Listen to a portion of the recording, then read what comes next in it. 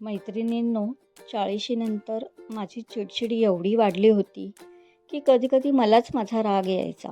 छोट्या-छोट्या गोष्टींवर, नवऱ्यावर राग, मुलांवर राग आणि नंतर स्वतःलाच वाईट वाटायचं. मला वाटायचं, मीच अशी का झाले? पण नंतर मला समजलं की माझ्यासारख्या अनेक महिलांना असंच होतं. जर तुमच्याही बाबतीत असं होत असेल, तर हा व्हिडिओ शेवटपर्यंत नक्की बघा. नमस्कार मैत्रिणींनो, माधुरीज डायरीमध्ये तुमचं मनापासून स्वागत आहे. मला आधी वाटायचं माझा स्वभाव खराब होत चाललाय, कारण छोट्या छोट्या गोष्टींचाही राग यायचा. कोणी काही बोलले की लगेच मनाला लागायचं.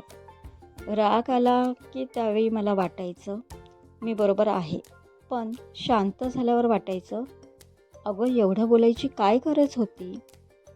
माझ्याबरोबर असं खूप वेळा झालं आणि मग मी त्या बाबतीत माहिती घेतली.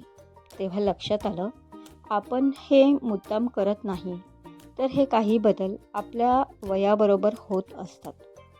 आपली चिडचिड होते त्याची अनेक कारणे असू शकतात, जसे की स्वतःसाठी वेळ न मिळणे, घरातल्या जबाबदाऱ्या, सगळ्यांची काळजी घेणं, घरातल्यांच्या गरजा बघणं, या सगळ्यात स्वतःसाठी वेळच मिळत नाही आणि आपली चिडचिड होते.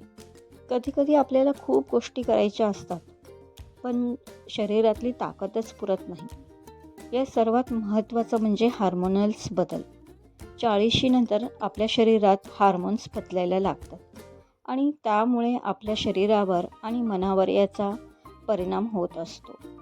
त्यामुळे मन जास्त हळवं झालेलं असतं, शरीर पहिल्यासारखं नसतं. त्यामुळे आपली चिडचिड वाढते. पण याचा अर्थ असा नाही की आपण वाईट झालो आहे. याचा अर्थ एवढाच की आपल्या शरीराला, मनाला थोडी काळजी, थोडा आराम आणि थोडं समजून घेणं हवं आहे. याकरता मी प्रयत्न करत आहे. मी अजूनही शिकत आहे. अजूनही कधीकधी चिडचिड होते, पण आता एक फरक आहे. आधीसारखं मी स्वतःला दोष देत नाही. आता मी स्वतःला विचारते, माधुरी, तू थकली आहेस का? स्वतःसाठी थोडा वेळ काढला का? स्वतःला या गोष्टी विचारल्यामुळे माझं मन शांत होतं आणि चिडचिड कमी होते. मी कोणी तज्ज्ञ नाही. मी तुमच्यासारखीच एक 44 वर्षाची मैत्रीण आहे, जी अजूनही शिकत आहे.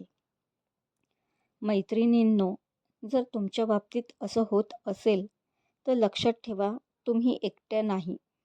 आपण सगळ्याजणी या प्रवासातून जात आहोत. व्हिडिओ आवडला असेल तर लाईक करा.